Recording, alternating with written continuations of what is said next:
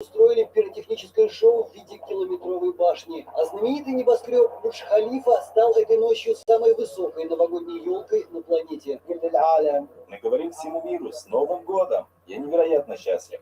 К тому же здесь у нас в Эмиратах такая чудесная погода.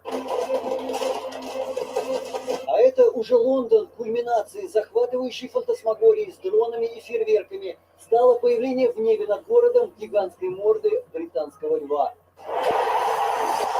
В прошлом году британцы фактически были лишены праздника из-за локдауна, и хотя пандемия не окончена, этой ночью никаких специальных ограничений власти вводить не стали.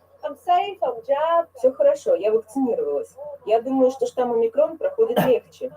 Знаете, нам просто нужно развеяться и получить удовольствие. Мы так долго соблюдаем правила, и все, что нам нужно, это передохнуть. Похожее настроение практически во всех остальных странах Европы. В Париже люди на новогоднее световое шоу с Левой башней, а в Берлине устроили праздничное представление с салютом над Бранденбургскими воротами. Когда к востоку от Атлантики уже встречали рассвет, на противоположной стороне океана в атмосфере беспечного веселья отсчитывали последние секунды уходящего года. Завершающий свой срок мэр Нью-Йорка Билл де Блазио нажатием на символическую кнопку отправил вниз традиционный новогодний шар времени на Таймс-сквер. Здесь это происходит каждое 31 декабря с начала прошлого века. Вместе с Новым годом нью-йоркцы приветствовали нового градоначальника. Преемник де Блазио, демократ Эрик Адамс, присягнул под восторженные крики толпы, которая, впрочем, из-за ковидных ограничений на этот раз была вчетверо меньше, чем в прежние годы. Сергей Венгажев, Восточноазиатское бюро вестей. Владимир Путин подписал указ о награждении медработников и врачей, которые внесли существенный вклад в борьбу с ковидом. За высокий профессионализм и самоотверженность 18 медиков отмечены орденами Пирогова, 9 специалистов медалью ордена за заслуги перед Отечеством второй степени и 36 медалью Луки Крымского. Менее 20 тысяч новых случаев заражения ковидом выявлено в России за прошедшие сутки. Это минимум с сентября. Для перелома в борьбе с пандемией необходимо поднять уровень вакцинации до 85%. Япония обещает разработать пожизненную вакцину от коронавируса. Ученые взяли за основу давно известную вакцину от оспы XVIII века, которая применялась в стране вплоть до 1976 года. Только в нее внедрили белок ковида. Испытания на мышах уже дали положительный результат, но работа еще предстоит долгая. А греческие инфекционисты на основе разработанной математической модели считают, что омикрон-штамм может стать последней мутацией ковида и даже называют точную дату завершения пандемии – 20 февраля. Впрочем, их уверенность не разделяют в США. Там рекордные показатели заболеваемости. За сутки почти 650 тысяч новых больных. Главный очаг распространения омикрона – Нью-Йорк. Там выявили почти 80 тысяч случаев в последний день 2021 года. В Минздраве подчеркивают, ситуация катастрофическая, коечный фонд в реанимациях занят на 80%. Новые ограничительные меры вводит Европа, которую буквально захлестнула омикрон. О том, есть ли средства у Старого Света противостоять опасному штамму, репортаж нашего европейского корреспондента Асии Емельяновой. Новогоднего фейерверка на Елисейских не было. Салюты дискотеки запретили по всей стране. Новый год Франция встретила тихо. С такими рекордами 232 тысячи новых случаев недопраздников. Только в Париже на улице вывели 9 тысяч полицейских контролировать масочный режим. Такие меры, я думаю, продлятся несколько недель, если мы все постараемся и будем соблюдать правила. Мы знаем, что вирус пришел к нам на много лет, и нам нужно коллективно бороться с ним. Маски с понедельника во Франции обязательны даже для детей. Страна капитулировала перед омикроном. Новый штамм вышел из-под контроля. В ежегодном послании президента к нации в каждом предложении про ковид «Готовимся к трудным временам», предупредил французов Эммануэль Макрон. Вакцинация – это наш самый надежный козырь. Прививки сильно сокращают риск передачи вируса, в 10 раз снижают тяжесть заболевания. Вот почему я призываю 5 миллионов человек, которые все еще не вакцинированы, совершить эту процедуру. Для себя, для ваших соотечественников, для нашей страны. Вся Франция рассчитывает на вас. Бессильный перед омикроном и в Англии. Там тоже абсолютный рекорд за сутки. 189 тысяч. По данным Управления национальной статистики, в стране болеют более 2 миллионов человек. Получается, что в Англии болеет каждый 25-й человек. Это самый высокий показатель за все время пандемии. И, к сожалению, как результат мы видим и рост госпитализаций, особенно среди людей старше 60 лет. Со Старым годом Европа попрощалась в состоянии максимальной санитарной угрозы, но с очень разными цифрами, расколовшись пополам. На Востоке и в Германии цифры быстро бегут вниз, старая Европа тонет. Это особенность нового штамма. Инкубационный период меньше, всего 3 дня, скорость распространения в 5 раз выше дельты. Есть страны, где новые случаи растут в арифметической прогрессии. Наблюдая за тем, что происходит на родине нового штамма, Южной Африке, где волна пошла на спад, немецкие вирусологи предположили, что следующей зимой ситуация улучшится. COVID может стать вирусом обычной простуды. Сложный вопрос сейчас определить, что происходит с вирусом в регионах, где начинает увеличиваться коллективный иммунитет. С одной стороны, мы видим стремительный рост новых случаев, и это очень тревожно. С другой стороны, мы получаем информацию, например, из Лондона, из других мест в Англии, о том, что заболевание, судя по всему, протекает у людей не так тяжело, как раньше. Ничего нового Европа придумывать не будет. Планы до весны, вакцинация, санитарные паспорта, карантин для непривитых. Жесткие показательные меры. Австрия провела расследование в Центре по вакцинации в Вене, уволив часть сотрудников. Полиция выяснила, что там выдавали поддельные сертификаты. А это Италия. И 3-часовая очередь на тест в Бреши. И такая картина с Рождества по всей стране, где омикрон...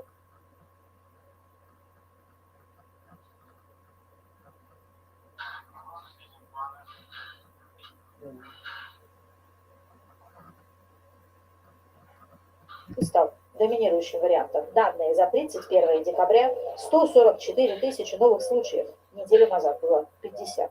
Какими бы высокими ни были цифры, все будет зависеть от того, как чувствует себя в больнице, насколько забиты палаты интенсивной терапии. Если врачи на карантин сегодня уходят целыми сменами, санитарная система Италии пока держится, но очень многие регионы рискуют оказаться в оранжевой и даже красной зонах.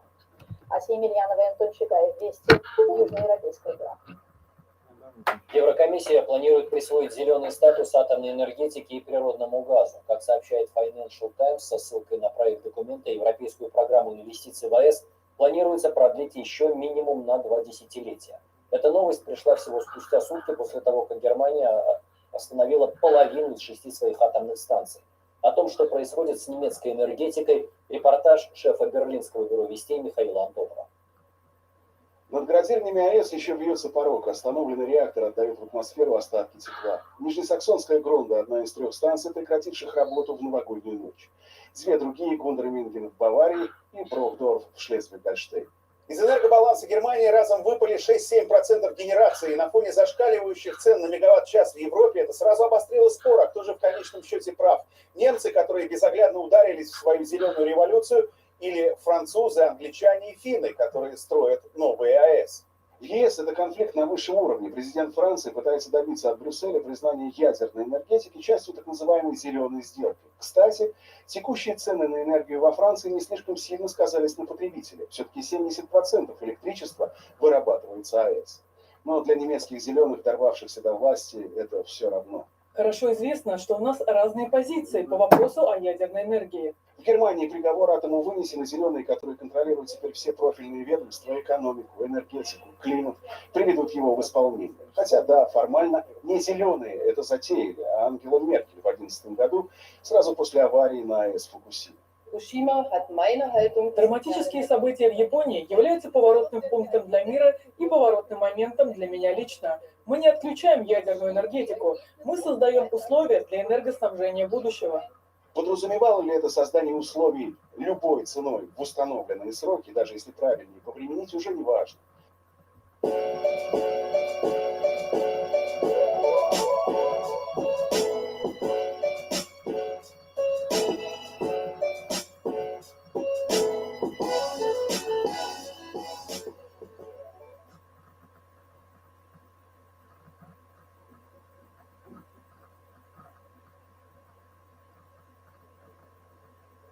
Вы получили 26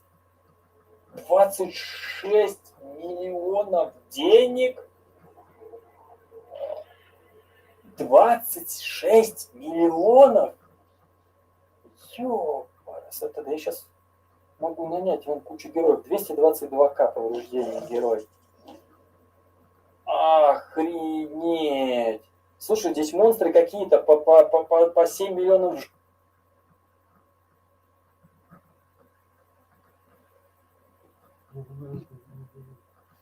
Важно, что партия Берба Хабика действует именно так. И самое заметное достижение немецкой энергетики в прошлом году – ветряков понатыкано, а топят опять углем. Я не могу понять логику. Почему нам все равно, что 18 угольных электростанций продолжат работать, пока мы отказываемся от атомных электростанций, где выбросы СО2 в разы меньше? Нам, конечно, не все равно. Мы должны теперь от угля отказаться быстрыми темпами. Нам нужно очень быстрое и массовое расширение возобновляемых источников энергии. Нам понадобятся газовые электростанции для устранения пробелов, которые будут возникать неоднократно. Казалось бы, в 21-м возобновляемая энергетика полностью скомпрометировала себя, но логика такова, что ее нужно больше. По оценке Wall Street Journal, никогда прежде ни одна страна не работала так усердно, чтобы сделать себя уязвимой. Для признания, что газ тоже нужен, Хабику понадобилось, вероятно, сделать сверхусилие, хотя газ подразумевается не абы какой, а правильный, например, американский. Для зеленых Северный поток-2 – геополитическая ошибка прошлого правительства, и будет минимальный повод, они первыми попытаются перекрыть вентиль, чего бы это ни стоило немецкой экономике. Даже если это произведет на нее примерно такой эффект.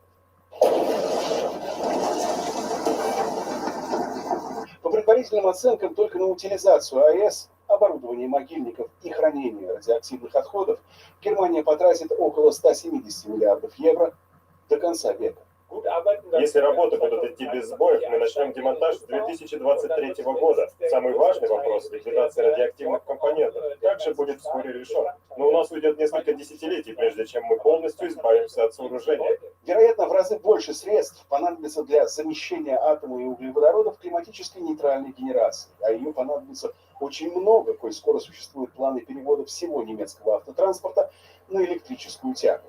Не случайно владельцы немецких АЭС, концерна ИОН и РВЕ не переживают за свои доходы, ведь они заработают на этом зеленом эксперименте. Главное, чтобы не сбылось давнишнее предсказание Зигфрида Балке, министра энергетики в 60-х, о том, что без АЭС Германия больше не сможет продавать пылесосы. Ровно через год, 1 января 2023-го, в Германии будут остановлены последние 3 коммерческих реактора. Атомная отрасль немецкой энергетики умрет ровно так же, как и родилась в середине 50-х. По политическим соображениям. Только теперь ко всему добавляют частицу «не». Не современно, не модно, не безопасно. Необходимость такого экстренного отказа от АЭС в текущей ситуации, в свою очередь, не очевидна. Однако это становится государственной программой, которую через налоги и тарифы, скорее всего, оплатит рядовой потребитель. Михаил Антонов, Анастасия Барковская, Андрей Путра. Вести, Германия. Едва ли лучшая ситуация складывается и в украинской энергетике. Согласно обнародованным сегодня данным, в 2022 страна вошла с запасами газа, которые почти на 44% меньше прошлогоднего. Растущие цены на энергоресурсы естественным образом тянут за собой и все прочие цены. Из-за падения рентабельности закрываются крупные предприятия. Но власть по-прежнему беспокоится о другом. О том, почему, поздравляя народ, президент Зеленский говорил обо всем, но не о том, чего от него ждали люди, мой коллега Виталий Кармазин.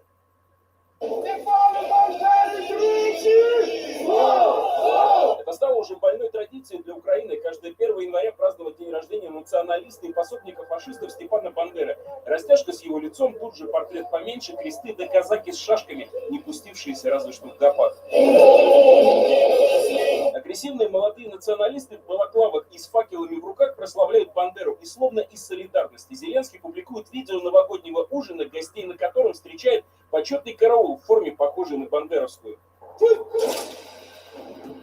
Сам он в новогоднем обращении 21 минуту рассуждал о тех, кто ловит на Южном полюсе пингвинов, печет хлеб, играет в футбол. Постановочные кадры, отчет об успехах. Зеленский приписал себе в заслуги даже полет сверхтяжелого транспортника «Мрия», созданного еще в советское время. Пообещал вернуть Крым. Крым – це Україна. Его слушали спортсмены, военные и каратель из правого сектора Дмитрий Коцубайло, который шутил, что его бойцы кормят волка костями русскоязычных детей, а позже из рук Зеленского получил звезду героя. Теме войны на Донбассе Зеленский уделил не больше минуты. Об отношениях с западными партнерами ни слова. Сказать пока нечего. Байден после разговора с Путиным Зеленскому еще не позвонил, а заявление американского президента о том, что Киев не получит ударных вооружений, означает возвращение к минскому формату. Украина продемонстрирует политическую волю на мирное урегулирование, а сегодня она демонстрирует политическую волю на полный отказ от мирного урегулирования и выполнения Минских соглашений. И вопрос от того, что вот да, если бы мы были членами НАТО, нас бы защищали и все остальное, ну это от лукавого. Никто бы нас не защищал. И потом, а зачем нам, чтобы нас защищали? Может, надо делать так, чтобы не было необходимости нас защищать, а? Но Зеленский идет на обострение. Сегодня в силу вступил закон, запрещающий судам под российским флагом заходить в украинские порты. Обещает продолжить и внутреннюю войну с олигархами и медиаресурсами, неподконтрольными офису президента. Вперше вони бояться закону. Впервые они боятся закона, одного закона. Настолько боятся, что пугают всех нас. Пугали, что мы замерзнем. Но цены на газ для наших граждан не выросли. И это факт. Но с цифрами не поспоришь. Украина входит в 2022 в глубоком кризисе. Запасы природного газа в половину меньше, чем в прошлом году. Цены на муку взлетели. Пекари угрожают ростом цен на хлеб до 30%. Многие сельхозпредприятия на грани закрытия. Тревогу бьют ассоциации птицеводов, кондитеров и молокопроизводителей. Первым ударом по молочной отрасли было подписание соглашения об ассоциации с ЕС. Василисе интересно многое. Родителям. Теперь рост цен на энергоносители. Наша отрасль в глубочайшем кризисе. Одно из крупнейших промышленных предприятий страны, Днепровский металлургический завод, сегодня остановило производство. Причина нерентабельности из-за высоких цен на энергоносители и отсутствие поставок угля из России. Но офис президента больше озабочен борьбой с оппозиционными телеканалами. Два из них, Прямой и Пятый, снова предпочли в новогоднюю ночь действующему президенту бывшего и включили в 12 часов поздравления Порошенко, который сейчас скрывается от уголовного преследования в Польше и обвиняет украинские власти в политической мести. Зеленскому и его команде остается отшучиваться с помощью бывших коллег по 95-му кварталу. Единственное, в чем солидарны Порошенко и Зеленский, это поддержка националистов, которые свободно гуляли по центру Киева и закончили свою акцию у офиса президента. Виталий Кармазин, Вести. Первая громкая спортивная победа России в новом 2022 году. Несколько часов назад наша лыжница Наталья Непряева выиграла спринтерскую гонку классическим стилем в рамках этапа престижной многодневки Тур де Ски. Соревнования проходят в немецком Оберсдорфе. В напряженном лыжном поединке с соперницами Швеции и Финляндии Непряева завоевала желтую майку лидера женского зачета. Спортсменка на пике физической форме, у нее есть все шансы на медали в зимней Олимпиаде в Пекине. Столица Китая сейчас живет предстоящими играми. Об олимпийской атмосфере и масштабной подготовке к играм репортаж нашего собственного корреспондента в Поднебесной Александра Бальцева. Вместо боя курантов финальный отсчет до старта зимних игр. В Олимпийском парке грандиозное световое шоу. И пусть новогодние фейерверки в китайской столице с сегодняшнего дня официально запрещены, здесь и без них могут устроить яркий праздник. Олимпийская атмосфера от Харбина, где традиционный ледовый фестиваль сплошь на спортивную тематику, до Синьцзяна, на льду хоть и не олимпийские виды спорта, но тоже зимние, китайские традиционные. Ну, главное приготовление, конечно, в Пекине, который станет первой в мире столицей и летних, и зимних игр. В ожидании гостей со всего мира волонтеры штудируют английский, добиваясь еще и максимальной синхронности. Технические специалисты проверяют готовность трасс и снега. Недавно здесь выпал настоящий снег, сантиметров 30, но он быстро растаял. Поэтому сейчас весь снег тут искусственный, но пусть спортсмены не переживают, он один в один как настоящий. Это биатлонный комплекс Джанцзякоу, рядом трамплинный центр, визитная карточка лыжного кластера. Добраться из Пекина до северного олимпийского кластера Джанцзякоу можно на скоростном поезде. Линию специально построили к этим зимним играм, сейчас их вовсю обкатывают любители горнолыжных склонов в Пекине. Еще немного, и эту линию оценят гости Олимпиады. Скорость за 300 и головокружительные виды на горы, даже Великую Китайскую стену. И всюду символика и талисманы пекинских игр. Панда Пиндун-Дун в ледовом скафандре и красный фонарик Сюэжун-Шун. Это талисман Паралимпиады, чтобы олимпийские сувениры достались всем. Китайские фабрики и в праздники работают 3 смены. Жить спортсмены будут в разного типа апартаментах, если пятиместные и трехместные, одноместные. В любом случае у каждого будет вот такая индивидуальная спальня. Здесь есть санузлы тоже для каждого. Вот, например, комната для общего пользования. Ну и еще одна. Можно, например, обсуждать планы тренировок. Чтобы все сдать, у рабочих максимум 3 дня. Ровно за месяц до игр доступ на олимпийские объекты закроют, после чего начнется совсем уж финальный отчет и путешествие Олимпийского огня по Китаю с учетом антиковидных мер, без массовых гуляний. Но в эпоху пандемии и это уже достижение. Александр Балицкий, Михаил Артюхин, Вести из предолимпийского Пекина. 80-летний юбилей сегодня отмечает Сергей Шакуров, актер безграничного актерского дарования и мужского обаяния, народный артист России, исполнитель десятков разноплановых работ, искренне азартный, темпераментный, чувственный, властный и благородный. Шакуров давно доказал, что на сцене и в кадре может быть любым.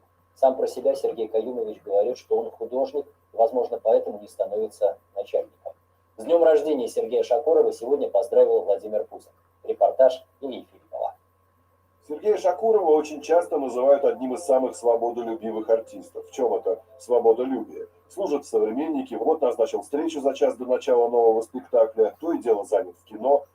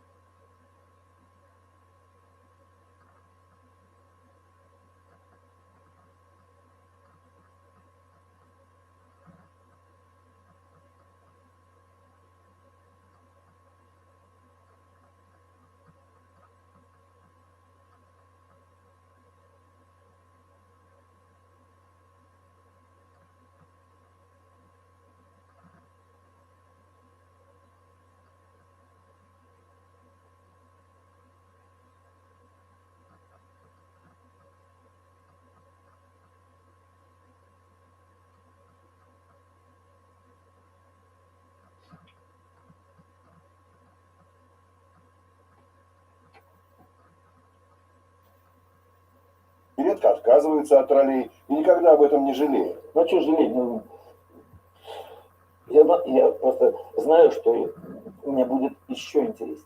И с этой известной шакуровской улыбкой говорит, что многое в его жизни произошло случайно. Он занимался в юности спортивной акробатикой, мастер спорта, и вдруг записался в дрампурок, а там в нем что-то увидели. Еще раз увидел меня знаменитый наш драматург, и вот этому парню надо учиться. И все, и меня бум, и понеслось. Французский, фехтование, сцен движения, изобразительное искусство и так далее.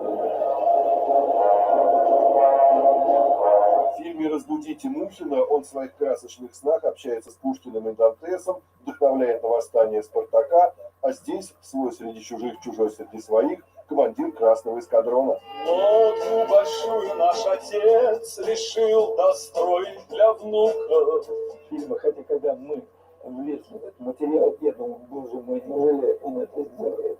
Слава Царству, меня такое там наворотили, но все картины видели, знают, любят.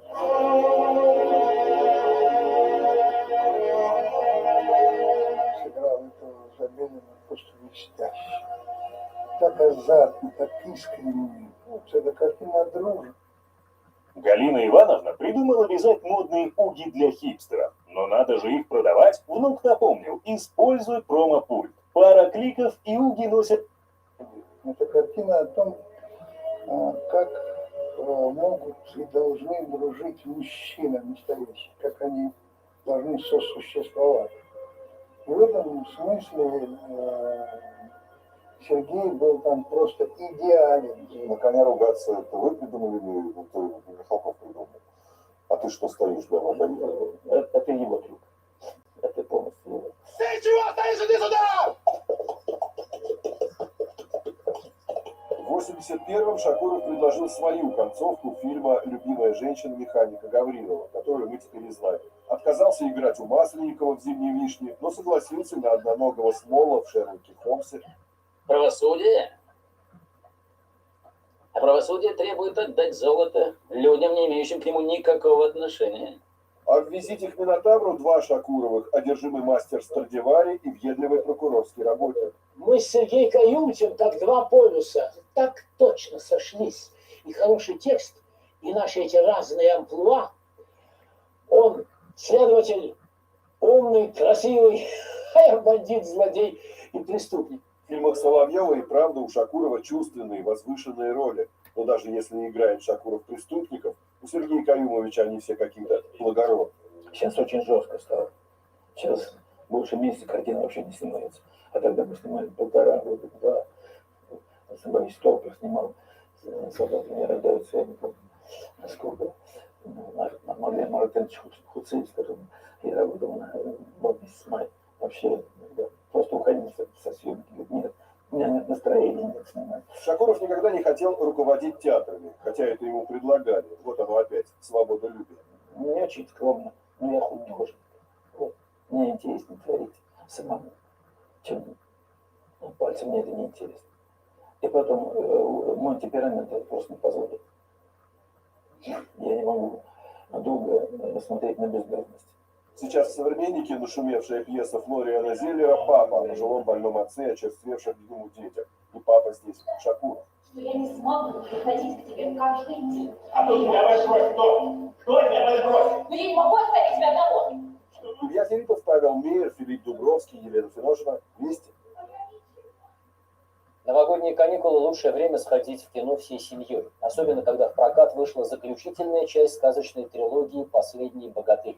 Ведьма Галина и жар-птица Киркоров – новые герои, которых надо видеть. А у тех, кто хочет посмотреть первые две части зажигательного блокбастера сегодня и завтра после нашего выпуска, будет такая возможность. О том, как принимают зрители новые похождения богатыря Ивана, моему коллеге Олегу Пакшину рассказали те, кто уже побывал в театре. В российских кинотеатрах властвует «Последний богатырь». Встретить Новый год с семьей, с попкорном и, конечно, с любимыми сказочными героями. Очень любим эту добрую русскую сказку с первой части. Мы ее выпускали. Ну, современный лад, но ценности те же заложены. Но сначала за счастье придется сразиться богатырю Ивану. Кто хочет расстроить его свадьбу с Василисой? Что случилось? Василису похитили. В погоне за ведьмой Галиной Иван с белогорцами попадут в современную Москву, настоящую сказку для сказочных героев. Вы кто еще такие? Это что, Киркоров? Это много объясняет. Добрым или злым героем окажется жар-птица Киркоров. Поможет ли он белогорцам отыскать Василису? Когда люди будут приходить на этот фильм «Последний богатырь 3», видеть мою жар-птицу, будут заряжать свои аккумуляторы. Не только потому, что я там крылья махаю, а потому что я в конце фильма такое делаю. Заключительная часть богатырской трилогии откроет ответы на все вопросы. Кем на самом деле окажется ведьма Галина и зачем ей понадобилось призывать посланника тьмы на черное дело? Вы видели черного? Вот это силища! Голос Колобку подарил Гарри Харламов. И этот персонаж древних славянских сказок обрел новую жизнь. Вообще все молодцы, хорошие, интересные. Колобок. Такой смешной, мне очень понравился. Колобок и жар-птица не смешные, а Василиса, она добрая, красивая, боевая. Сказочный сюжет и экшен современного блокбастера, яркие спецэффекты и красивейшие натурные съемки. Волшебные виды кинематографисты нашли в Карелии и под Сочи, а в Подмосковье выстроили целый киногород Белогорье. То, что сказка превосходна. Я не видела первой серии, для меня это просто все вместе такой большой восторг. 2 миллионов зрителей уже посмотрели фильм «Последний богатырь. Посланник тьмы» Москвы всего за неделю проката. Это и поклонники франшизы, и те, кто познакомился с героями впервые. А на телеканале «Россия» у зрителей есть возможность увидеть, с чего все начиналось. Сегодня и завтра, сразу после больших вечерних вестей, смотрите первую часть «Последнего богатыря». Олег Пакшин, Марина Сафина, Игорь Ногуров, Флорина Богородицкая, Вести. Это «Большие вести» со зрителями Москвы и области. Увидимся через несколько секунд.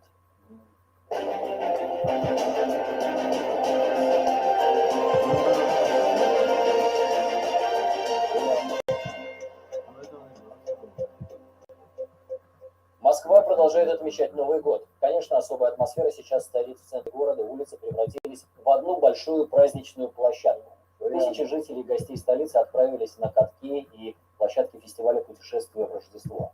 Сейчас с нами на прямую связь выходит наш корреспондент Анна Щербакова. Она находится в эпицентре новогодних гуляний на Тверской. Аня, добрый вечер. Продолжается праздник. Много ли народу вокруг нас? Исход битвы предрешен, в цепких лапах западни, плотный шквал снарядов ключ. Эрнест, добрый вечер. Столица продолжает отмечать, и, пожалуй, самая лучшая праздничная площадка – это улица Новогодней Москвы. Сотни огней, пушистые ели, световые инсталляции. 1 января гуляют и семьями, и большими компаниями. Конечно же, делают фотографии, поздравляют друг друга уже с наступившим 2022 годом.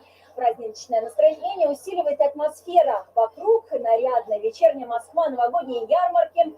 С каким настроением встречают жители, гости столицы первый день Нового года, мы сейчас узнаем. Приехали в Москву, очень удивляет эта красота, вообще необыкновенная, замечательно. Мы гуляем, фоткаемся, едим вкусняшки, пьем кофе, и нам, в общем, весело и здорово. Очень красиво украшен город, все супер, все здорово. Всем желаем счастья, здоровья, чтобы Новый год был радостным и события хорошие. Ну вот, кстати, интересно, что многие решили начать Новый год спортивно, дома не засиживались, например, катались весь день с горок на тюбинках, тем более, что после снегопада в новогоднюю ночь идеальная погода для этого. Но все же лидером среди мест, где можно провести 1 января, стали столичные катки. Это и ВДНХ, и парк Горького, где иллюминация, конечно, поражает, тысячи разноцветных огней. Многолюдно сегодня было и в Химках, кстати, вход на каток там бесплатный. Ну и много посетителей было на новой площадке, на катке на Павелецкой площади, которая уже успела стать точкой притяжения для горожан. Первый раз в жизни пришли на каток кататься. Ну да. Как начинать, как не с 1 января? А что дома диваны и тоже вот фильмы смотреть? Супер настроение. Всех с Новым годом, с новым счастьем! Кстати, продолжается и новогодний детский.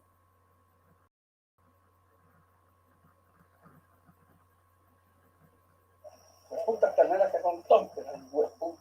Y la otra puta que se ha podido agarrarlo. Que no está, el alambre está roto y no es. Fuck. I thought we were going to go and pick some fruits. But it's complete cowboy action. Who doesn't want to live a long and healthy life? My name is Niklas Ekstedt, and I run 3 restaurants. My greatest passions are food and health. Since I recently crossed the 40-year-old mark, and it feels like I'm in the middle of my life, thoughts of living for as long as possible run through my mind more frequently. There are 6 mythical areas in the world where it's common that people live to become 100 or more. These places are called the blue zones. How come you get so old in these places? Who are the people living there? How do they live? What do they eat? And what is the secret to a long and healthy life? I have decided to travel the world and visit the blue zones to get answers to my questions. This is the first time I cook breakfast for a 100-year-old man. Look at that! Jeez! Are you kidding me? She has her own radio show? Yeah. You have sex up to a high age as well. Are you done for today, or are you going to do more? No, I've already been here for 2 hours. You are hipsters. Yeah, so we started it. Hopefully, I will come back knowing how to live to the magic age of 100 or even more. What you're saying, actually, is that my diet can change my genes? Yes, but you believe in the devil? Yes. In hell? Yeah. What about it? It's just difficult to understand. I mean, he's born in 1915.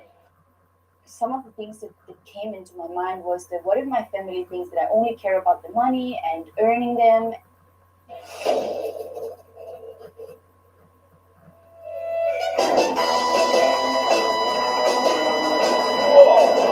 City roads.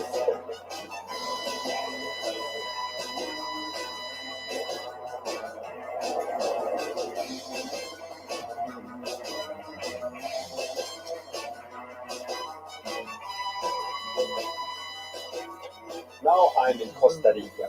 Here you live by the motto Pura Vida, which means the simple or stress-free life. I've gone to the Nicoya Peninsula, which is known for its beautiful beaches and great waves for surfing. But I will not see or try any of these things during this trip. I'm on my way to the center of the peninsula, which is a poor farming community with a rich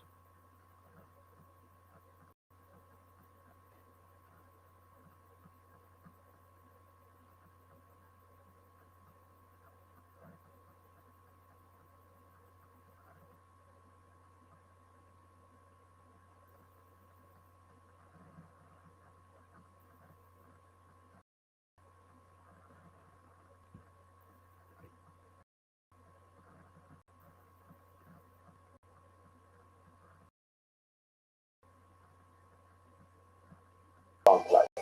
It's a 4-hour drive from San Jose. This is where they live and have the most 100-year-olds in the country, meaning this is where the blue zones look. Finally, I hit some asphalt. Nice flat road, and I'm heading into Santa Cruz, a small little town here where I'm gonna meet up with Irene.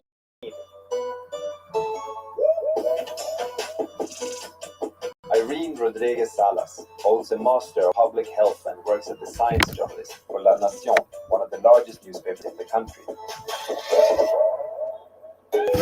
She has worked with health and science journalists for over 15 years and written extensively about the centenarians in Nicoya.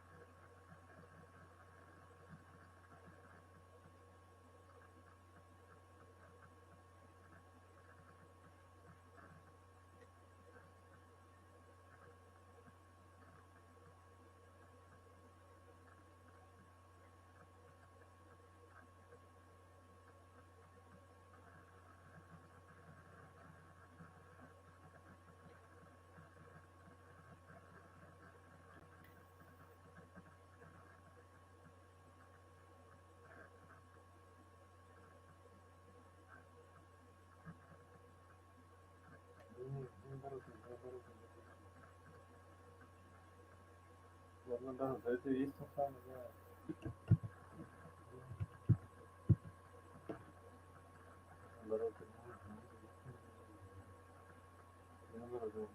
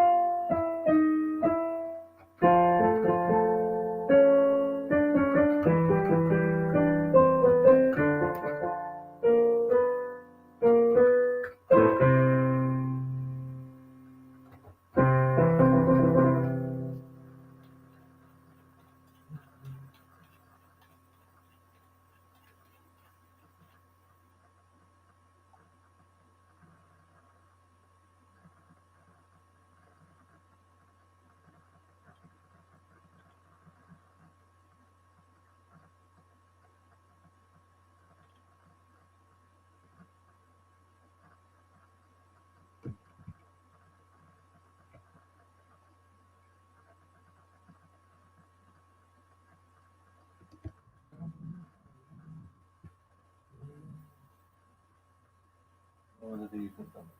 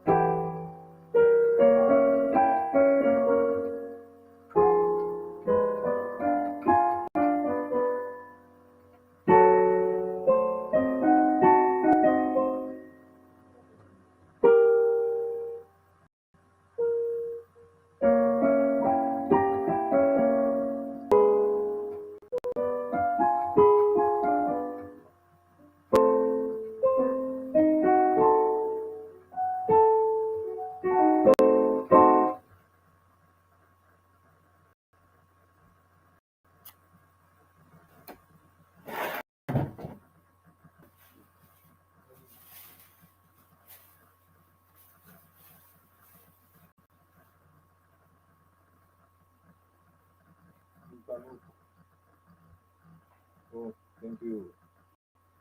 Gracias. Thank you guys.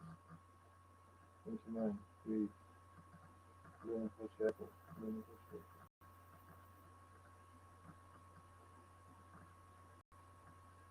Прекрасно. Вот, да. Интересно.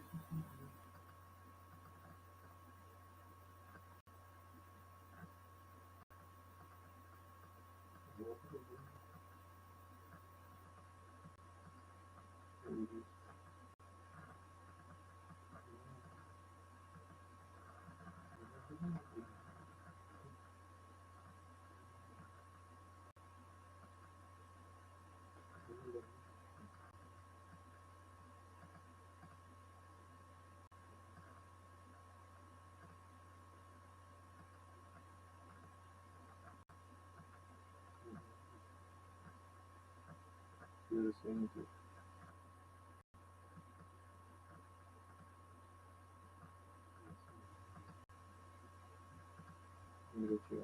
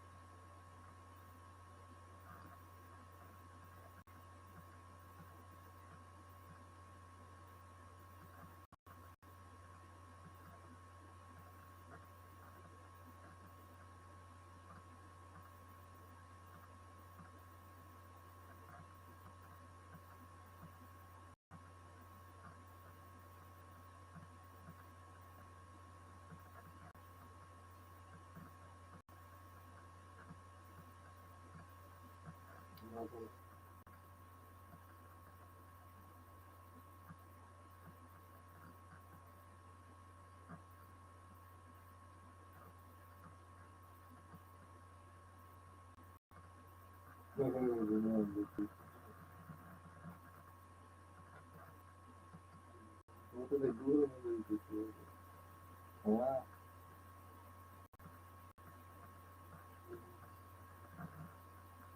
А?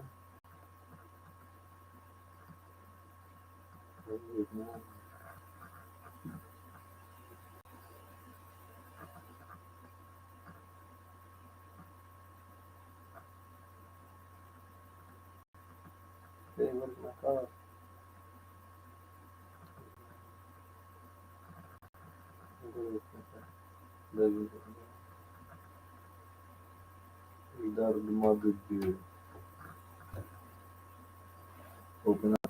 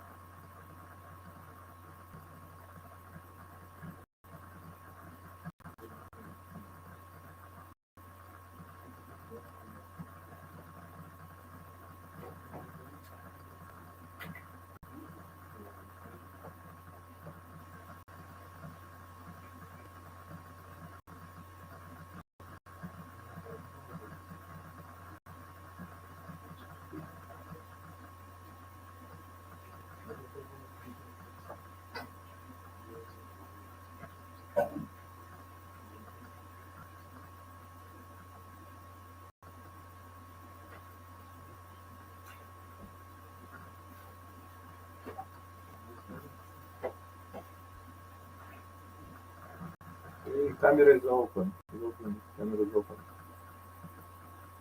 Camera rebobbing. Rebobbing.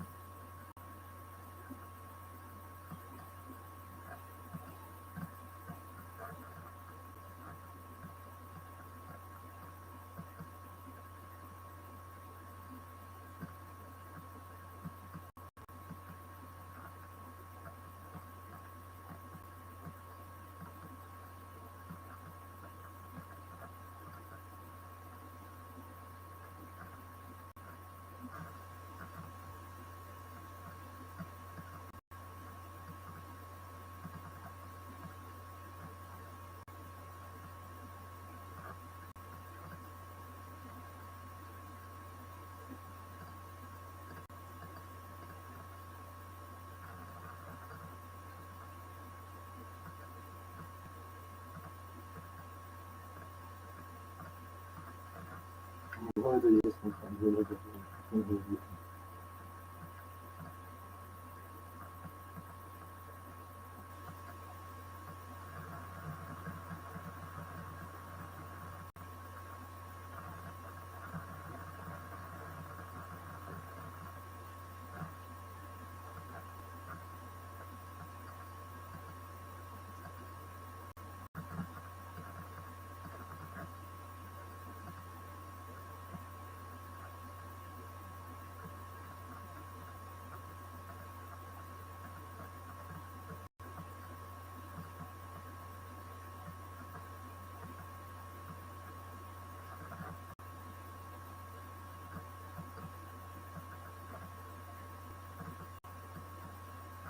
Ну, уже думаю.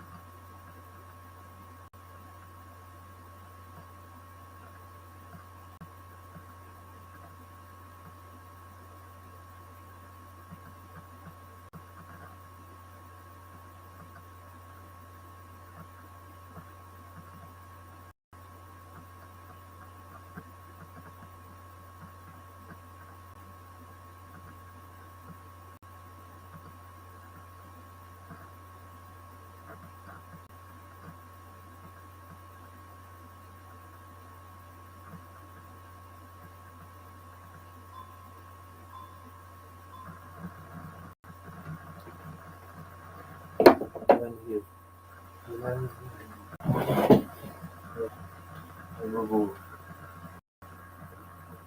Вот. Да. Это сложно переживать за тебя.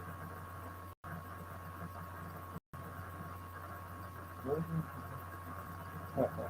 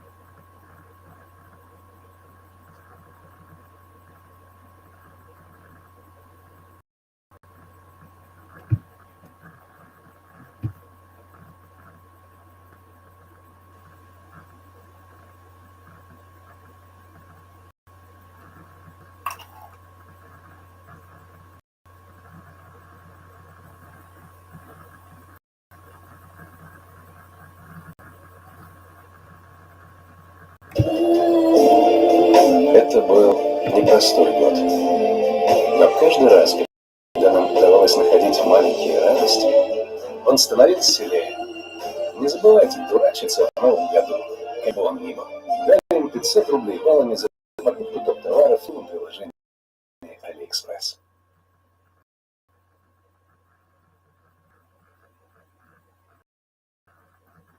Как тебе нужно заниматься английским, чтобы заговорить на нем? Каждый день, но по чуть-чуть, 15 минут пару раз в день. Если ты будешь заниматься день понемножку, то у тебя будет такой же эффект, как у тех, кто уехал за границу.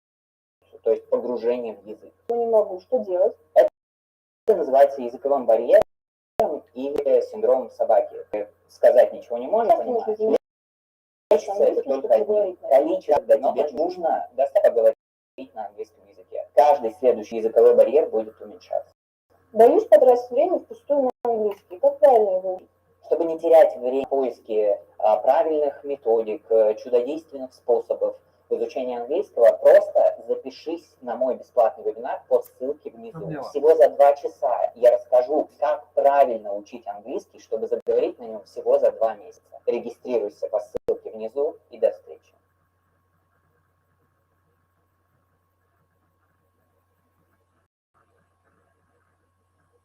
I'm back to talk about a new preprint. It's out now. It's the same investigators who are the author of the Nature Medicine paper in the United Kingdom looking at rates of myocarditis after vaccination with ChAdOx2, Pfizer, and infection with the virus. And they have compared those rates before. We've talked about it on this channel. I've showed you the figure from their Nature. Well, on Twitter, they naturally got many questions about their paper. And one of those questions was, please break this apart by sex. We all know the increased risk of myocarditis, most pronounced after vaccination, is in men rather than women, particularly men under the age of 40, particularly men 16 to 24. That's the peak age group. Well, they're back. They have a new preprint out, back by request, and I will just show you the figure. I'm going to put it up here on the screen. I'm going to lean over so I can put it up there. This is the figure, and it shows really clearly that when you look at myocarditis just in this group, men under the age of 40, it is crystal clear. Pfizer, dose 2, Pfizer, dose 3, Moderna, dose 1, Moderna, dose 2, have rates of myocarditis greater than the rate of myocarditis post-SARS-CoV-2 infection. That's it. These vaccines, these doses,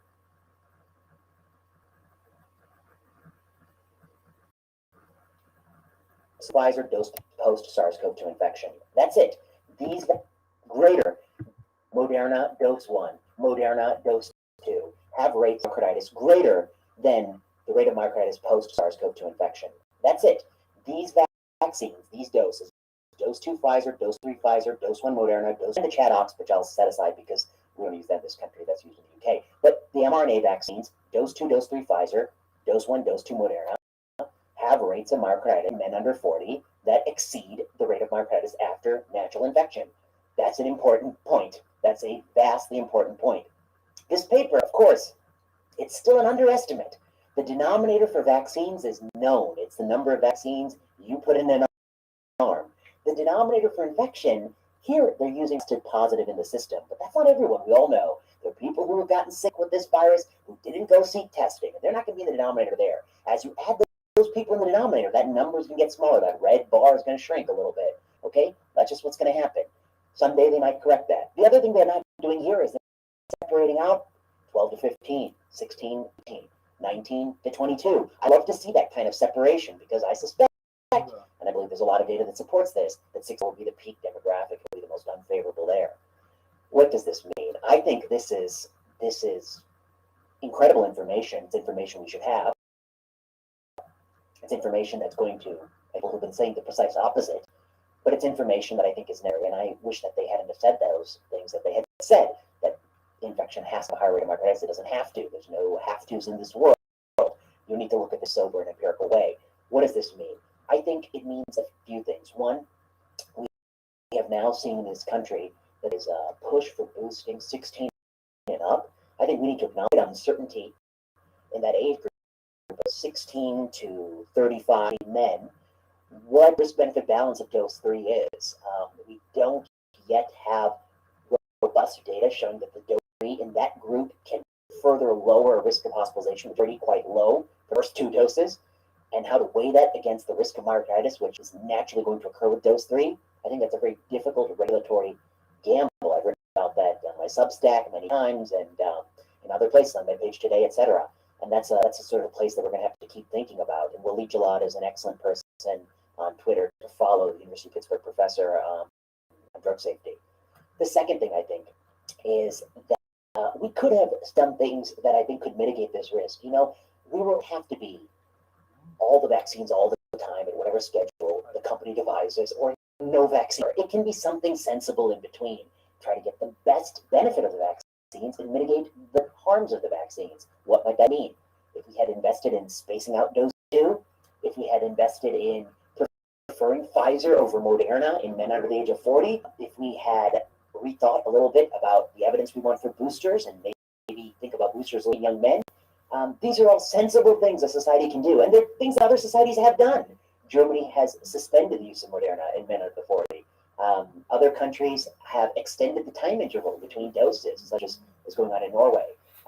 And we have data from the group that looks at myocarditis when you extend the dose, and here's that dose extension is associated with, I can't say it's causal because it's in the muscle paper, associated with reduction in myocarditis rates. Finally, the US FDA, they have a clear, easy safety correction they could make, and that is Moderna in men under 40, no. Let's prefer Pfizer. Let's just say Pfizer is the de facto in men under 40, not Moderna. Don't say they're equal. Say Pfizer's preferred. That will lower the rates of myocarditis in that group. That will improve outcomes for those people. You took a long time, FDA, to get your J&J situation straight, which now J&J is the second tier vaccine officially by guidance. It is we prefer Pfizer, we prefer Moderna than J&J. We can correct this now. We can correct it at the FDA level. We can correct it at the CDC level. There are 2 ways it can be corrected. These data are of immediate interest. They are of vital interest. I mean, I think it's important to correct, I think, a misconception, a unique type of misinformation, because it's misinformation that serves what is thought to be an honorable goal, and so it's tolerated. That mission is that the virus will always cause more myocarditis than the vaccine. Simply not true. The UK data shows conclusively for dose 2, dose 3 Pfizer, dose 1, dose 2 Moderna, it's absolutely not true in men under 40. The rates of myocarditis after the vaccine are higher than after the virus. If you made the corrections that we thought should be made, it might even look even worse. What does this mean about the choice? And I think people struggle with this. They say, well, of course, myocarditis is the only thing that the virus can do. Of course not. But myocarditis is the most salient concern for mRNA vaccines, particularly for men under the age of 40, yes.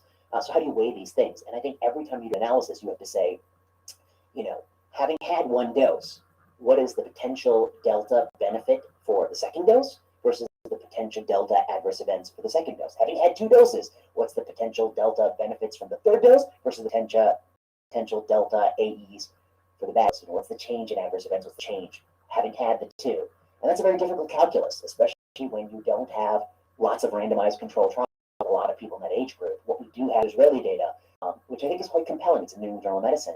But that Israeli data, by their own admission, the authors say that the event rates are very scant in younger ages, making it very difficult to come up with point estimates for what is that additional benefit from boosters in younger ages. So thus we have a dilemma, which is how does one weigh, I think, more precise estimates of vaccine safety events against more.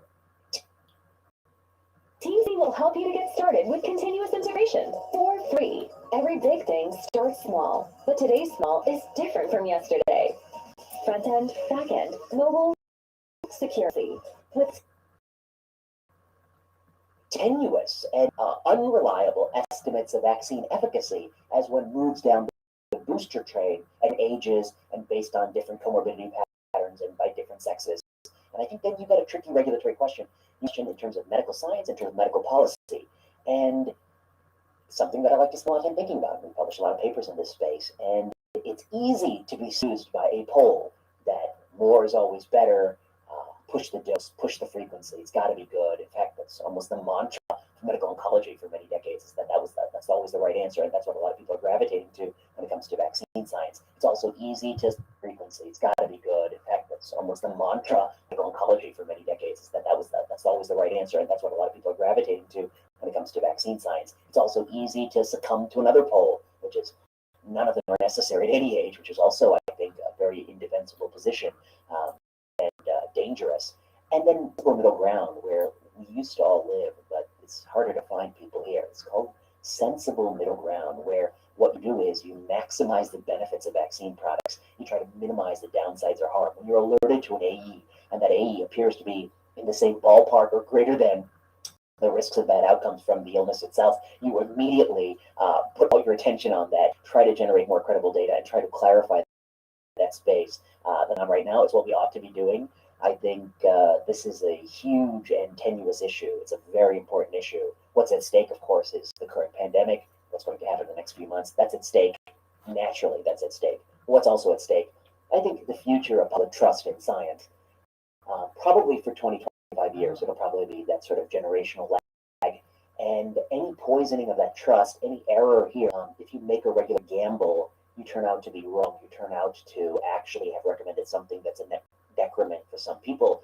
You're going to pay the price, and that price is not just a short-term price, it's a longer-term price, and that longer-term price is very difficult to measure, but can be quite catastrophic, and loss of trust, I think, is an incalculable harm. It does harm not only the short-term term. Unfortunately, the places I think I've been most critical of our policy, places where I feel like people are betting with future trust, and that's trust that they don't have the right to bet with. And if by them betting with it, they're going to make it a harder situation for other people down the road. So these are my thoughts on this paper. It's a very important paper. I think it does show and does dispel a misinformation myth that is sadly an accepted one, which is that the virus always produces more myocarditis than the vaccine. Clearly, that's not the case. Not the case for dose 2, dose 3 Pfizer. It's not the case for dose 1, dose 2 Moderna. Moderna has way more myocarditis than Pfizer. Moderna has more myocarditis than infection itself. And this is infection, I think, largely assuming you've not gotten any of the vaccines. What is the trade-off between getting that extra dose, the Moderna booster in this country, versus the risk of bad outcomes were you not to get the Moderna booster if you're a 16-year-old man? I think that's a very uncertain proposition. It's a proposition we need to think about more carefully. I don't see anyone thinking about it clearly. So those are my thoughts. Important paper. Good people, actually. December 14th, they put out their Nature Medicine paper. They got some feedback online, and by request, they already have the preprint out. Good for them. These UK investigators did a good job. You're doing the public service, actually, reporting some useful information in time of crisis, even though many people might not like that information that conflicts with their preconceived biases and narratives, and they're not looking at the issue empirically, they're looking emotionally. And the paper, they got feedback online, and by request, they already have the preprint out. Good for them. These UK investigators did a good job. You're doing the public service, actually, reporting some useful information in time of crisis, even though many people might not like that information because it conflicts with their preconceived biases and narratives, and they're not looking at the issue empirically, they're looking at it emotionally, and that's always a recipe for foolhardy medical decisions. So this is what you get on this channel. Get technical appraisal of medical information by somebody who is an associate professor of epidemiology and biostatistics. Has been doing this for quite some time and published a few hundred papers on this topic. And see this as an objective scientific issue. It's not an emotional issue. It's not an issue we need to, panic about. It's an issue we need to look at the data soberly and make the best assessment. And there's a central area, like I say, called sensible medicine. It's where many of us have been living and practicing for many decades. And I know that the internet is really focused on the extremes, but sensible medicine, we're gonna be back in style someday. We're gonna be back in vogue. People are going to love us in sensible medicine. They're going to say, hey, you know what? There's some nuances, some trade-offs, there's some sensible medicine, there's some middle ground. We're going to be back in vogue. So, you know what to do. If you like this channel, like, subscribe, comment, leave a mail. Links below to things I talk about. Until next time.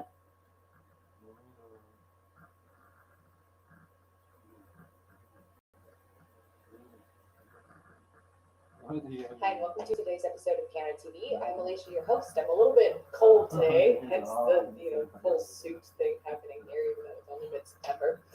And today we are going to be talking about the layering approach to learning, specifically learning piano, because that's obviously what we talk about on this channel, versus something that I refer to as block-style learning approach. So I want to share with you why I think the layering approach is a lot more effective and just better for your learning overall.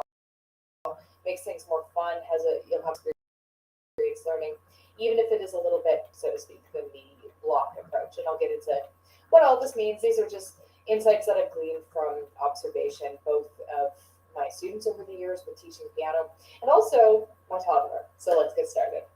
So let's talk about the layering approach to learning and how that works and how it's a really natural and intuitive way for us to learn.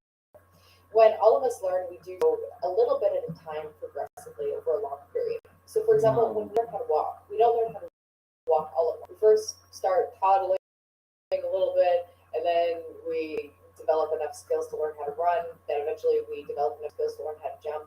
And even those we're kind of shaky at for a good long while until we get better and better and better at it as our muscles grow and develop and we acquire those skills.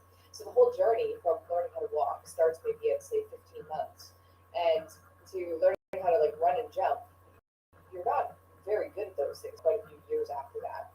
So it's not something that a kid sits down and says, okay, I'm just gonna do one thing. I'm just gonna really focus hard on this learning and on this walking, and I'm gonna get so good at walking all at once, neglecting every other skill that they're learning simultaneously. So kids do learn in a layered approach where they're learning how to walk, but they're not just learning how to walk. They're learning a plethora of other things. They're learning how to feed themselves and eat. They're learning how to throw things. They're learning how to throw their food. All these other things that are happening at the exam. That's a really natural way to learn. Перейдя на удаленку, мы пытались сделать все как в офисе. Оказалось, это не так просто. But like a kid who throws food, this approach is that it can be a little messy. It would be easier to chart your progress if you learn just one skill at a time. It would be way cleaner, way less messy. That's why I'm calling this style of learning block learning. It's a neat and tidy way of learning because you can basically devote all your time to learning one thing. You can track your progress, then you can set it aside, pick up the next block, and focus on the next thing. But the downside of this approach is it doesn't work with our natural development. It's slower and it feels more like a grind. So why is it slower and more of a grind? Let's use the example of learning how to play scales on the piano. So let's say you want to take the block style approach to learning piano, and you're brand new, you pretty much never played before, and you say to yourself, I want to learn some scales. I want to get really good at scales. And then I'll do the next thing, but one thing at a time, and I know that piano players really need to get good at their skills. Maybe I'm using a mocking tone, but it's really not at all. I say it with love because a lot of adults I've taught over the years have a kind of hold scales in some kind of reverence. So that's why this is my example, because it's maybe a little exaggerated, but it's not that far from the reality that I've encountered many, many times. So they sit down, they hunker down to learn 12 different major scales. That's their goal. So first they want to play every single one of the scales hands separate. They kind of blast through the memorization of it. They devote a lot of time and energy to memorizing the entire pattern of notes. Sometimes the memorization is a little shaky. Sometimes they have to review it quite frequently because it doesn't seem to stick in there very well, but it's all part of the work, right? And then once they play all 12 major scales hand separate, they say, okay, well, can I do it 2 octaves instead of just one? And then once they can do that, and they spend a bunch of time practicing that, maybe they're practicing like an hour a day on scales, they decide, okay, I want to learn how to do it hands together. So they spend more days and even weeks learning how to play all those major scales hands together. Remember, the beginner, though, just kind of blocking this all in one. And then after they can play all their scales hands together, which maybe takes a couple weeks, then they say, okay, well, I want to be able to at a really high proficient level. So they do 4 octave hands together scales at 80 beats per minute in 16th notes. They spend a cumulative total, maybe like 2 months of their life getting really good at scales, or so the theory goes. The reality of it is you might devote 2 months of your life getting to this level of scales so that you can play all your scales at 80 beats per minute and 16th notes. But you're probably not going to be super good at them because you're kind of rushing your development. So to put it into perspective, the layering approach to scales would look something like this. You learn a few five-finger scales when needed. So if you're learning piece in the key of major, maybe you'll start by learning a G five-finger scale because it's kind of tying into the lesson. Then down the road, once you're a little bit more familiar with the key of G, perhaps you learn another piece in the key of G, and then you learn a full one-octave hand-separate scale, G major, to go along with that piece. And then maybe some more time passes, and you have a handful of scales, maybe 10 or so major or minor scales that you can play about maybe like an octave. By the time you attempt your very first hands together scales, you might have already been playing piano for 3 years. So we keep hands separate for quite a while. We build it kind of slowly over a long period of time so that the process is much more intuitive and easy and supports the pieces that you're learning. In this way, when you get to, say, a grade 3 level and you start your hands together scales, you're already pretty familiar with, like, you have some easily memorized scales in your back pocket, so it's less of a grind at that first attempt. And then you're only doing one octave, and you're only attempting a few scales that you know really, really well. By the time you're doing 4 octave scales with both hands at a pretty high speed, you've been playing, I mean, for me anyway, I've been playing piano for at least 10 years before I started getting to that point. Unless you're some kind of savant, that's the approach that we would take. So we spread out learning scales over, let's say 12 years to get from tiny little five-finger scales to very proficient 16th note, really fast, 4 octave hands together scales. 12 years. So versus 2 months in the block learning approach. And you might be thinking, okay, well, that's a lot of time. I want to be really good at scales way before 12 years. But again, if you are a beginner and you're kind of just pushing through everything all at once in a block style, you're probably going to be a little shakier with it because you're not allowing that really crucial time for your brain to form connections and to marinate. There's something that's really important, and I talk about this a lot, in the marination process, where you just let the skills soak in the back of your mind without actively working on them in a really direct way, constantly. It's the same sort of magic that happens when you practice a piece one day, it doesn't seem to be getting better, and then the next day you start playing it, and all of a sudden you're way ahead of where you were the first day. Things happen in the background when you put things away. And you're not just learning scales over those 12 years, you're learning a huge amount of other things. So that's the main difference I find between the block and the layer approach, and why I find the block approach to be such a grind. Because really, if you introduce things when they're developmentally ready, when you're developmentally ready for them, when you're physically ready for them, it's so much easier and smoother to learn. Just think about if you had a 6-year-old who was just learning how to write.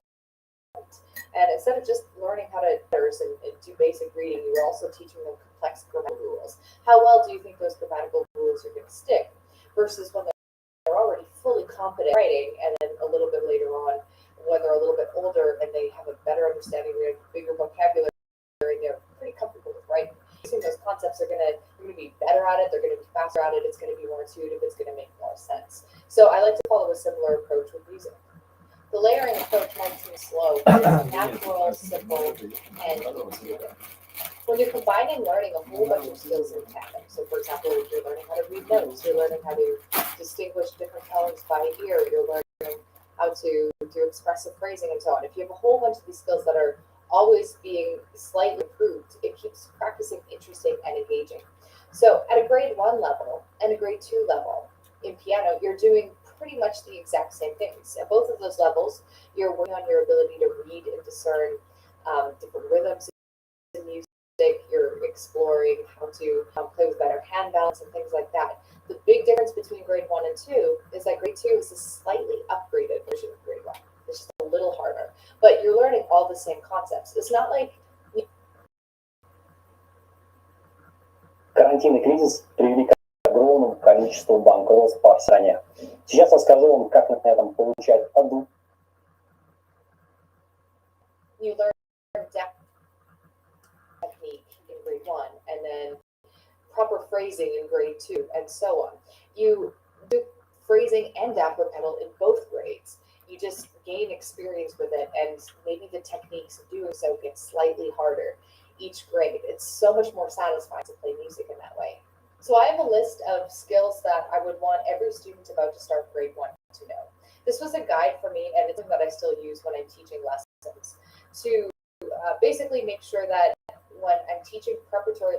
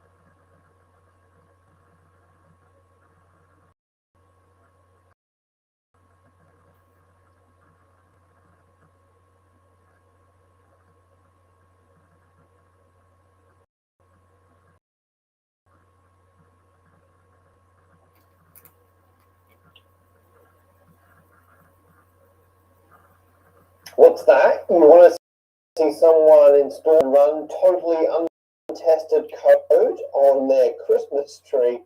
Have I got some good news about how I'm spending my Monday night? So in my video about the 500 LED Christmas tree that I made, I said if people send some code, I would try and run it. And there were several caveats that went with that. A lot of people sent in code. So I thought I'd film myself spending an evening running the code. So there were several deals, which were, so I said you can't have any supplementary files, which I think I've stuck to. There's one where someone said it syncs with my music, and so I've got that lined up. We'll see what happens. I said I'm not going to install anything extra, and I haven't. I suspect that's going to take a lot of things out just by, I checked through the code to make sure there's nothing malicious in there. I think that might take out a few. And I'm not going to be debugging it. So, honestly, we were sent in on the order of, I would say, 60 bits of code. So I suspect the vast majority are not going to run, and I'm very sorry.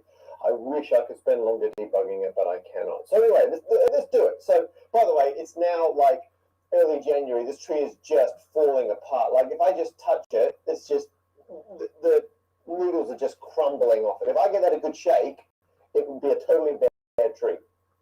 So this has to happen now or never. And then after this is done tomorrow, the tree to become mulch. There you are, as much as I have enjoyed it. And the LEDs we put away for another day. So here we go. So I've just put my random plain code that I was running there. I've just stopped it. And what you can see now in front of me here, that's the terminal open, which is SSH to the Raspberry Pi over there. So you can see what's going on. That's the whole deal. So there you go. And I'm now in a folder called Viewer Code. And if I list all the files in Viewer Code, there you go. It's kind of what we're dealing with here. So I'm going to run those bits of code one at a time, and we'll see what happens. It's only fair, I think, to start with my code. So the very first thing we're going to run, this is my original spin program. There you go. Just to show you it's working, the tree is working fine. You can see I've just got a plane which rotates as well as going up and down. Center of rotation goes up and down very gently, and you get this fantastic effect. So the way this works is we're going to go through all the files in alphabetical order, play it for a while. We'll see how it works. If it doesn't work, we go to the next file. If it does work, we marvel at it. Eventually we get bored. I do a keyboard interrupt, which stops it in its tracks, and then I've rigged up a hotkey which blanks the tree and then loads up the command for the next one. And the first one out of the rank is called balls. So the off.py500, that is just my code telling every single LED to turn off. There are 500 LEDs. Don't know why I wrote it, that you can change the number that turn off, but I did. So I run that, because otherwise the LEDs, they just stay the color. As long as they got power, they will persistently be that color. And so you've got to actively tell them to stop doing that. And so here we go. First one, out of the ranks, baubles.py, and away. Min angle is not defined. Very sorry, I'm going to count. That is not running. Someone forgot to define their minimum angle. We're moving on to Boyds.py. All right. No module named OpenGL. I haven't got OpenGL. Okay. This is going to be the exception, not the rule. Pip install. Let's just have a quick look if we can install OpenGL. So if you're not familiar with pip, it's a great thing that if you've got something's not installed in the computer and pilot, I haven't got that thing. You just pip install it, and this program goes away, has a look. If it finds it on the internet, it'll bring it back, and there, it's successfully installed. Okay, so now, whoever reads, you're lucky. No, still not happy. Okay, we're not doing that again, I'm sorry. I should have stuck with my no debugging, no installing anything policy. So anyway, okay, so up next, bouncinglight.py. Pixels is not defined. Okay, up next, Dance of the Tannenbaum. Wow. No module name Matt plot. I didn't promise I had that. Oh my god, this better not be dirtycodes.py. That's terrifying. No module named MPL toolkits. Well, how about that? Wow, this video is going to be over a lot faster than I expect. Whoa! It's working! Someone said it's working code. It's just blinking. Blink with different colors. Oh, it's describing what it's doing. Oh my goodness. Blink with a sine function? Well, there are sine waves coming down, I guess. That's lovely. Hey, whoever wrote, what is this? Fanimator. I think they emailed. I think actually that one was on GitHub and it was emailed to me. Look at that. You've got waves going through display now. Oh my goodness, that's lovely. Using a general function to do a selection of colors on X. There you go. It says what it's doing. Oh my goodness. I was getting nervous there, given the first, how many? 1, 2, 3, 4, 5. The first 5 did nothing. I'm very sorry for people who put the effort into writing those bits of code. I'm very, very sorry they didn't run. Later. It's come through the goods. Wow. I wonder how long this goes on for. A linear wave interpolated with multiple colors. That's really nice. Look at that one go. Oh my goodness, it just cycles through the different effects. I don't want to choose a favorite. Animator is an early number 1. I don't want to stop this. We've got a lot more to get through. Okay, you know what? I'm going to have to stop. I'm very sorry. I'm going to have to stop it. A square wave on spherical coordinates using coordinates transformer. That's great. A little stroboscopic, but awesome. I probably would not be allowed to leave that running just in the corner of the room. It's nice, provides a bit of ambience. And okay, we're stopping you. That was amazing. Okay, first one worked. Here we go.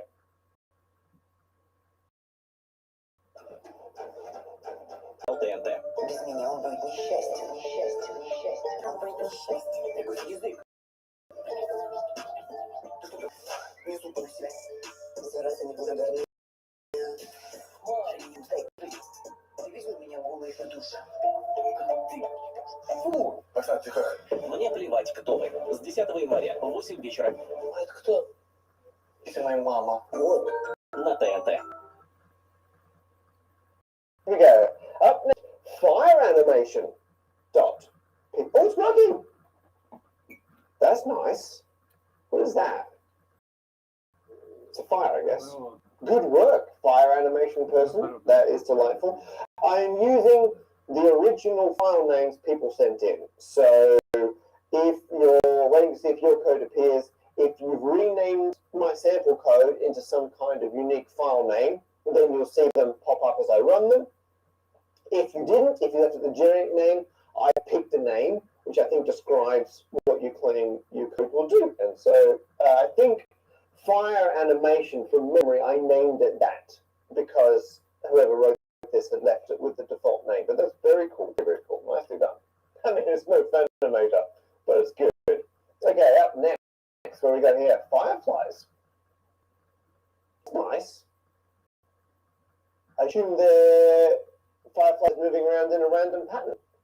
It's pretty cool. Good job, fireflies. Nicely done.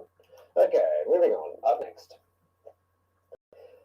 Maybe run intriguing wild. This is terrifying. No. No. NumPy. Can't multiply sequence by non-index type NumPy. Okay, NumPy is installed, but something has gone wrong with that there. We've got next. Octahedron rotation. It comes a oh my goodness. It's a rotating octahedron, I guess. No, wait, I guess it's... Okay, I'm going to pick a color and follow it. So if I pick the green, there's like an orange, red, colors. I think this looks like it's based on my rotating, but it's multiple colors, and they change whenever they move through them. And I can count 1, 2. I can't, because an octahedron. What we got there? We've got this. There could be 6 different colors, maybe 8 faces, hence but I think that's really nice. I like that one. That's good. That's in second place behind. And oh my goodness, I didn't even notice it's printing out all of it as it goes. Nice touch. Thanks for doing that. That's, I don't know what I enjoy looking at more. I can look at the coordinates coming out. I can look at the... There you go. Okay, enough of you. Okay. Up next, what do we got? Painful to view. Painful to view.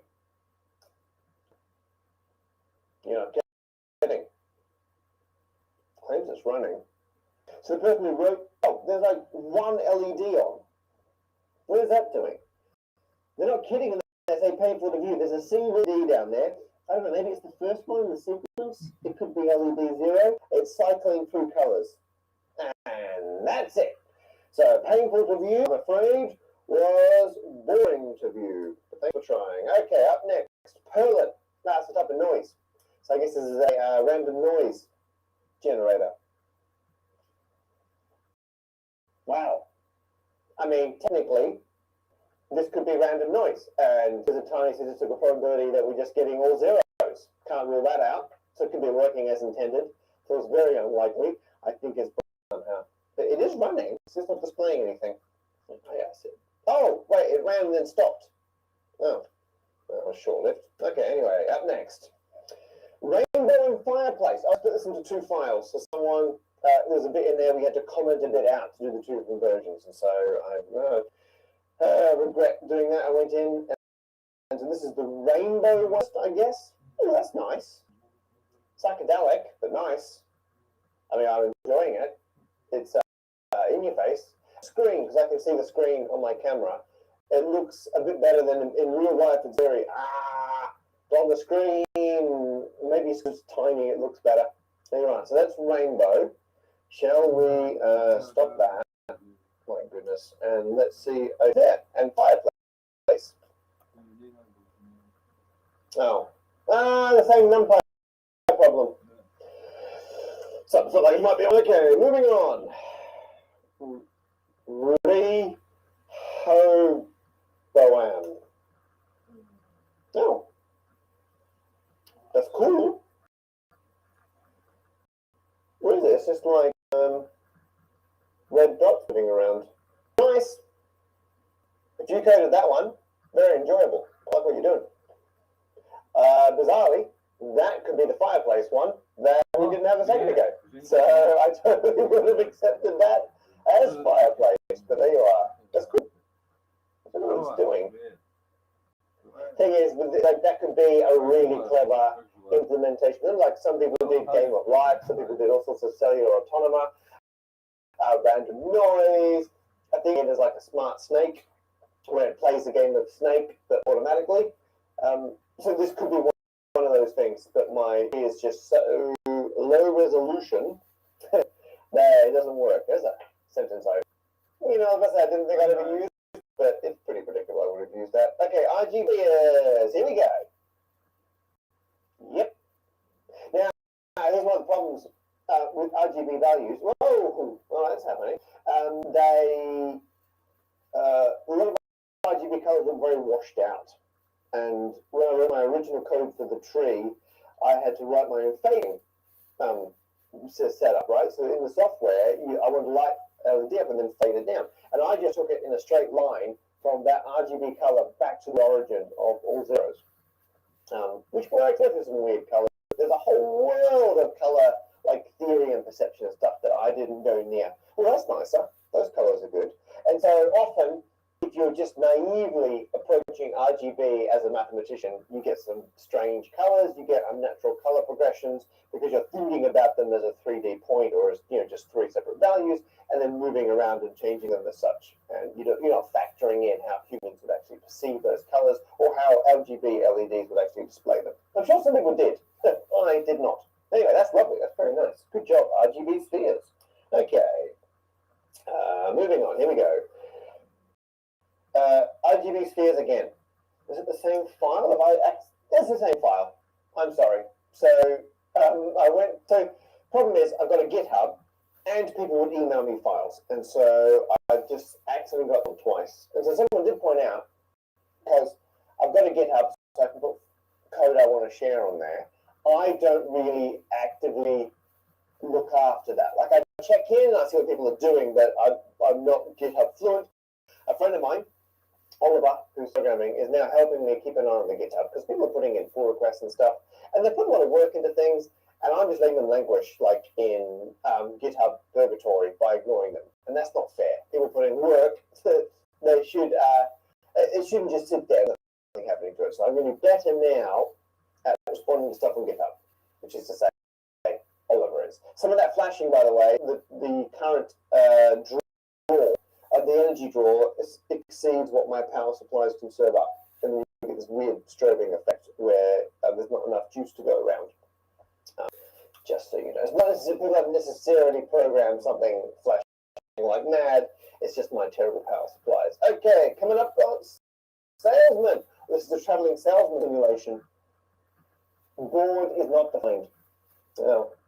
So that'll be part of the code designed to interact with sending the stuff to the LEDs. You've got to import a board, and someone has broken that part of the code. I'm very sorry. Okay, up next, Sierpinski triangle. Now, yeah, that's the power problem I mentioned before, so ignore that. I did in the code tell people to keep the total brightness down, but I can see Sierpinski. I'm convinced it's in there. I'm going to stop that because it's not doing good things for my power supply. Simplex noise. No module found, open simplex. So that feels like a user-written one, and it's not important somehow. That's a shame. Okay, up next, here we go. Singing tree. Singing tree. No module name sound file. I bet that was like a stereo equalizer effect, where you play music or something, and this would move up and down.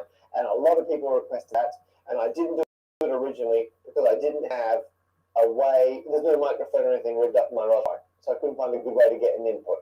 And there was other ways that I could do that, but I couldn't do it just the way things were. I'd have to find a way to either get a microphone input or put sound files on there, and then you've got to sync playing them somewhere else. I didn't do it. So thank you very much. Someone has written, I assume, as an equalizer thing for a singing tree, but I've not supplied. I said no tree files. That'd be real. Up next, we've got smart. Oh, this is the smart snake. Oh boy. Okay, here we go. It's going to play snake on its own. It's running. Oh, there it goes. Oh, that's amazing. So this is actually working. So you'll see like a dot will light up somewhere, and then the snake will go and get it and eat it, and then it gets a little bit longer. It's running quite fast, so it's a little hard to spot. But if you watch it carefully, somewhere in the 3D tree, a light will turn on, and then the snake will get there to eat it. And then the colors seem to track back along the snake. That's so good. Because there's a long chain of LEDs which are the snake, which are totally separate from the long, oh, so we started, from the long chain of LEDs that are the wire. Don't know why I find that so pleasing. Oh, that's really good. That's great. It's going to loop again in a second. You know what? I've finished my coffee. Oh, that's great. I'm going to get a beer. Watch the snake for a second. That's so good. Ну, в смысле, там не просто лук. Ну, я не знаю. Вроде как бы, смотри, каждый раз было, короче, просто.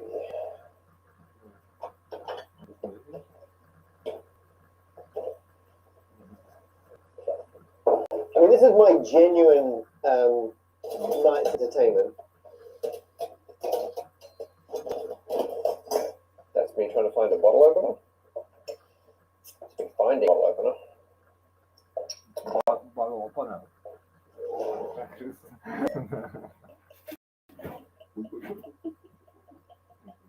I hope someone walks into the room right now while you're watching this and you're staring at a screen watching what, to the untrained eye, just looks like a terrible Christmas tree with bad, inconsistent lights. When in reality, it's a game of Smart Snake that just reset. There you go. Look at that. There's the dot that goes and eats it. Ah, Fanimator. I think it was Fanimator. Equal first. Equal first. That's amazing. Okay. Up next, what do we got? Sync to intro. Oh, okay. This is the one exception I made. Someone downloaded. Well, they didn't download. They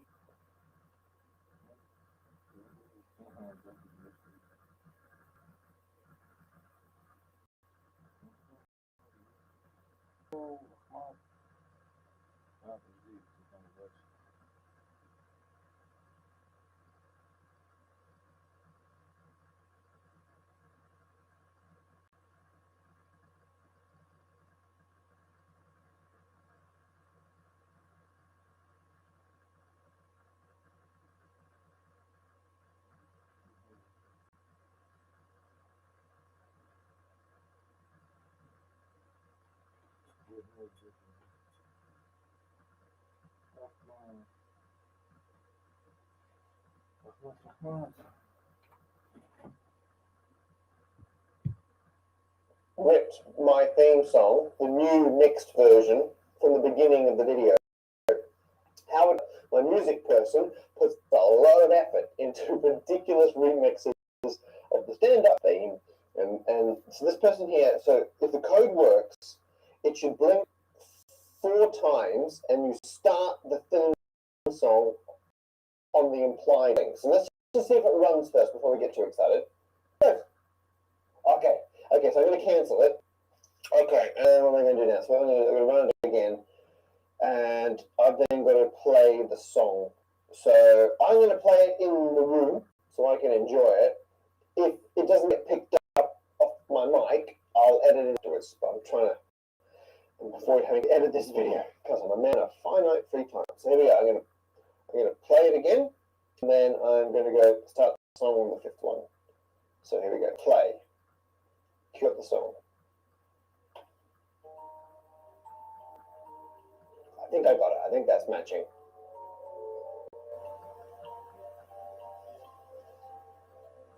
It's nice.